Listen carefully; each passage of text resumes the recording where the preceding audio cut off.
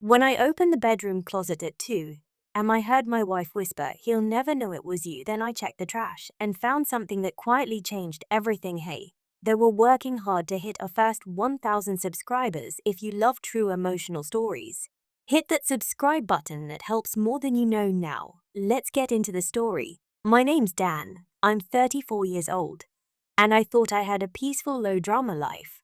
I married Kayla 6 years ago. She's 32, a pediatric nurse with a laugh you can hear across a room and a talent for making people feel safe. At least that's how it used to feel. We had one of those relationships people envy on social media, couples vacations, quite some days matching marks. We even made playlists for long drives. If you had asked me a month ago if I thought she'd ever betray me, I would have laughed until one night at exactly 2:06 am everything changed. I'd woken up for a glass of water, nothing unusual.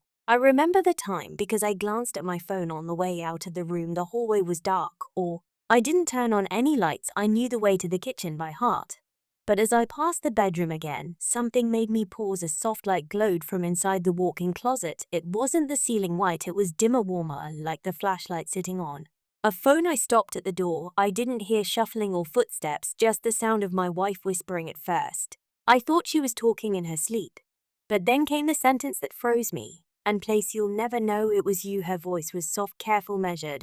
I didn't know who she was talking to. I didn't know what she was referring to. But my stomach dropped, like it knew before my brain did. I didn't open the door. I backed away slowly, pretending I'd forgotten something in the kitchen. I poured water, stood there like an idiot, then tiptoed back into bed. When she returned a few minutes later, she kissed my shoulder and slid under the blanket like nothing happened. That moment cracked something inside me, and once it cracked, I started noticing everything. The next morning, while Kayla was still in the shower, I went back to the closet. Nothing looked suspicious. Her scrubs were hanging neatly. She was lined up like always. Her bag sat in the usual spot.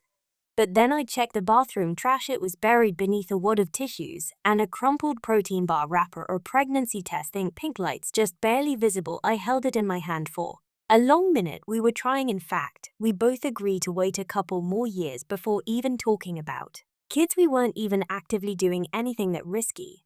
And yet here it was. I didn't throw it back in a place that in a Ziploc bag and slid into the drawer of my desk. That's when I started to spiral. What did she met? Who was she talking to?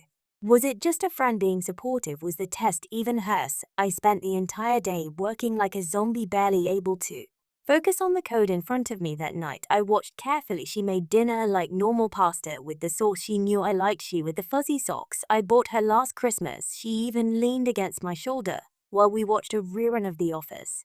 But her phone was glued to her hand. Every few minutes, she wasn't scrolling, she was typing, smiling at it, deleting things fast. Once when I glanced over, she tilted it away and laughed. I wanted to confront her right then, but I didn't. Instead, I started documenting everything that week. I ordered a small voice recorder online, one of those spy gadgets that looks like a thumb drive, but picks up whispers from across the room. I tucked it into the back corner of our closet. Work good, catch her voice if she ever made another late night call. It didn't take long. 2 nights later, I stayed up past midnight pretending to be asleep, and sure enough, she got up around 1:30 am with her phone. I didn't follow. I let her whisper into the darkness. The next morning after she left for work, I plugged in the recorder. At first, it was static, clothes rustling, like footsteps. Then her voice, "No, no, he has no clue. You're in the clear." Pause. I know, I was nervous too, but I've got it under control. Laughter. "No, I didn't tell him. Why would I? He still thinks it's his." It felt like someone poured acid down my throat. The test was real, and apparently it wasn't my. I sat at my desk for hours after that, trying to decide if I was going to rage or break down. Instead, I copied the audio to my cloud drive, locked my laptop, and started digging deeper. The first thing I did was look at her phone when she left it in the kitchen to shower. Nothing, no suspicious names, no incriminating messages. Then I remembered something. She didn't. Her eye paired would sync to her iCloud account. I opened it while she was at work, and that's when the floodgates broke. Text messages, photos, voice memos, auto-backed up. The messages were deleted from her phone, but the cloud kept the receipts. A name came up again and again. Bean S. The messages weren't just flirty, they were explicit late-night confessions. Screenshots, plants, dates, hotels. And then the worst one of all. So, ooh, what if it's yours? Bean S. At first the name didn't register, just a profile picture of some shirtless guy at the gym in a string of disgusting messages. But then it hit me. Bean Samuel's my cousin. Same Bina used to build Lego castles with that or grandparent. House the guy who got me into fantasy football.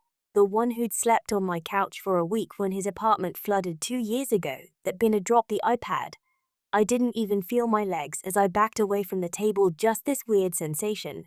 Like my brain was glitching and refusing to accept what it had just seen. She was sleeping with my cousin, and not just sleeping with him. She was actively talking about pregnancy, about how to lie to me, about keeping it under wraps. I couldn't breathe, I couldn't scream. I just sat there on the kitchen floor, completely numb. Once the initial wave of shock past something else took its place, clarity, I stopped asking why and started preparing how I needed proof. Not just for me, for everything. Divorce property exposure, so I downloaded the entire iCloud backup. I exported the messages, screenshots, recordings, timestamp files. Then I backed those up in a private Google Drive under a fake email. If this was war, I wasn't going to lose because I got emotional that night. I said nothing. I cooked dinner. I asked about. All day she smiled and talked about a new baby of the NICU that finally opened his eyes. She had no idea the walls were closing in the next day. I told my sister Ava we met for coffee. I didn't sugarcoat it. I showed her the screenshots.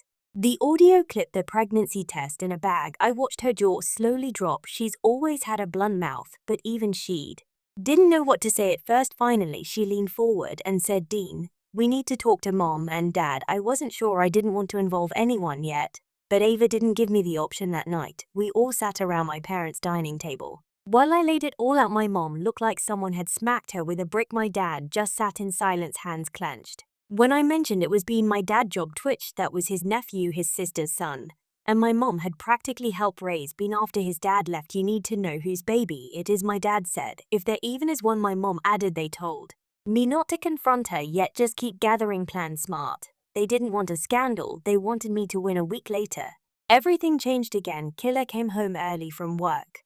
I read no makeup. Her hands were shaking. She said she wasn't feeling well, that she'd had a scare. Then she dropped the bomb. "I had a miscarriage. No medical records, no your visit, no hospital bracelet." She said it happened fast, that she didn't want to tell me until she could process it, that she didn't want to make me panic. I asked where it happened. She said work. I asked if anyone was there with her. She said no. Her story was so thin it practically evaporated. She went to bed early, curled up like a child. I stared at her from the hallway, wondering what else she was capable of faking the truth. I didn't believe a word, but I needed more than belief. I needed information, so I reached out to the last person I ever thought I'd message again. Bean. I made a burner account, messaged him from a number he wouldn't recognize. "I know about Kayla. You've got one chance to come clean. You want me to go quiet? You better start talking." 2 hours passed, then I got a pay. "Bean, who is this? Look, I'm sorry, it was a mistake." She told me you guys were separated. I wouldn't have if I'd known. I kept pressing. He broke. He admitted everything, said it happened at a lake house party last summer, that it continued a couple times. When she reached out, that he thought she was lying to me, now that she was lying to him. Too many. Drop this. She told me she wasn't sure who the father was, but she said she was going to tell you it was yours to keep the peace. My hands were shaking so hard I could barely type. That was all I needed. Kill had lied to me. Bean. I believed a lie. And I was done pretending I didn't know. After that message from Bean, I sat in my car for 2 straight hours, parked outside a gas station, engine off. There's a specific kind of silence when your world burns down, but nobody else can hear. Fire. That's where I was. I knew I couldn't confront, yet not directly, not without a trap. She was good at gaslighting, smooth. She twisted, cry, claim confusion or trauma or stress. But if I caught her on record, game over. So I planned to dinner, nothing fancy. Just as home-cooked spaghetti with garlic bread, a glass of why her favorite show on in the background. I kept the tone light, relaxed, comfortable. And then right as she was getting seconds, I dropped it. "So I was thinking maybe it's time we started trying." She froze with her hand halfway to the plate. She blinked twice, smiled to quickly. "Trying, you mean for a baby?" "Yeah," I said, "I mean we're in a good place, right?" Her voice caught. She sit down the serving spoon like it weighed 10 pounds. I don't know if now the right time. Why not? Work's been stressful. And with the way the world is," she trailed off, "I'm just not ready." I gave her a long neutral look. What if it happened by accident? That really hit her entire face change. Defensive, guarded. She laughed too high-pitched. "Well, then we deal with it, obviously." Like last week. Silence. I took a sip of wine, didn't blink. She stared at me, eyes wide. "What do you mean? You said you had a miscarriage. You told me not to worry." She looked Like she was doing mental math in real time. I didn't want to see. It was early, and who else knew about it? Her lips parted, but no sound came out. She was stalling, so I smiled and said it's fine, I just wanted to talk about it openly now, no secrets, right? And she said, right, no secrets. And that was the biggest lie she told. Yet that same night I called my lawyer, told her everything, forwarded the files. To set the date, I also contacted HR at Careless Hospital, not to snitch, yet just to learn the process they had from ethical codes around staff conduct, especially if it could affect their reputation or violate confidentiality. Killer worked with kids, families, vulnerable people, an affair with a family member, especially one who visited the pediatric for with me before. That wouldn't look good. My lawyer told me to stay cool, gather more if I could, then go for scorched earth. So that's what I planned. I waited 2 weeks. In those 2 weeks, I told her I had a work retreat coming up, that I'd be out of town overnight. I wasn't apart down the block, waited for her to leave, and went through the house methodically. The phone backups, emails, trash per car, glove compartment, everywhere. I found receipts, notes, one with folded paper from her purse with a list. Till Dean, you're not feeling well, say it was stress related, has been to stay quiet, just in case. She had written herself a checklist to manage. Realize I took a photo and put it back again, exactly as I found it. Then I left something behind, an invitation that weekend. I invited both of them, Ben and Kayla, to dinner. Told Kayla it was for my birthday. Tobin, I needed to talk. Both said yes. My parents would host, even would be there, and we'd have close family only. I told my parents to stay silent, let it play out. I printed them. Messages, screenshots, audio transcript, the pregnancy test, even a note from her purse. Then I wrapped it all in gift bag with tissue paper, like a joke. I was calm, polite, dead inside, but with excellent manners. When the night came, everyone arrived on time. Killer wore her address, been brought a bottle of wine. We sat, ate, left until desert. The desert was Careless' favorite, chocolate mousse with raspberries. She took a bite and moaned like everything was perfect. Bean was laughing at something Ava said, leaning back in his chair like he on the room. And that's when I stood up. Before we wrap up the night, I said I just wanted to give a little something to people who've had a big impact. Act on my year. Kill a smile like she was about to cry. Bean raised his glass to Kayla. And Bean, I said, handing over the GIF back. She pulled out the tissue paper. Then she stopped. The pregnancy test was on top, still in the plastic bag, labeled dated, tagged under it, screenshots for that, emails, printed texts, and finally the handwritten checklist she'd left in her purse, folded neatly in half with her name in a corner. Bean paled instantly. His chair scraped the tile as he shifted back. Killer sat, frozen mouth slightly open. Everyone else at the table had gone dead silent. I turned. Parents, this, I said calmly, is what Kill's been doing for the past 6 months and been well. Turns out he's been busy. To Killer looked at me like she didn't recognize me. Bean muttered, Dean, man, I didn't save it. I said you already did your talking. So did she ever? Cleared her throat. Bean, you told Dean you thought they were broken up. That's what you said, right? Bean opened his mouth, closed it, then gave a weak not. That's what she told me. And you believed her? I asked. I mean, yeah. Why would she lie? You tell me. Killer tried to talk, tried to cry.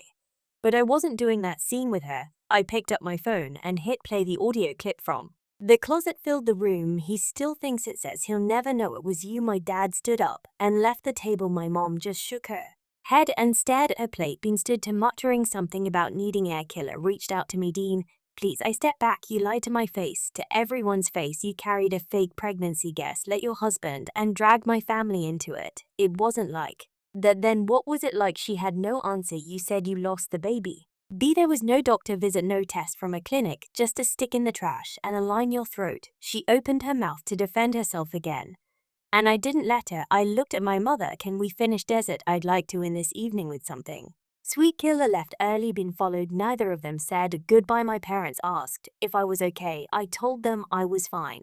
Not because it was true, but because it didn't matter anymore. They were gone, the masks were off. Now came the part where I clean house. The next day, I filed for divorce. I had everything I needed, documents, proof of infidelity, manipulation, mental stress. My lawyer said it was one of the cleanest cases she'd seen in a while. Killer tried to reach out for with crying voicemails, then angry once, then silence. Bean sent me an email, said he was sorry again, that he was transferring to another branch out of state. His job was on the line. To his from had a no-tolerance policy for personal scandals involving clients. Our close family of clients, apparently word had already gotten around, even made sure of it. The fall was fast and brutal. Kill. His voicemail the next morning was a masterpiece of emotional manipulation. First confusion, then sadness, then guilt tripping. I made a mistake, Dean, but it wasn't like that. You don't just throw away 6 years. You're really going to humiliate me like this the next. Voicemail sounded different if you're trying to run. When me congratulations, I wasn't, not yet. But I was also done protecting her reputation at the expense of my sanity. A week after the dinner, I followed up with her hospitals. HR anonymously told them about the affair, the recordings, the attempted paternity deception, sent redacted screenshots, no faces, no names, just the facts. I didn't need her fired.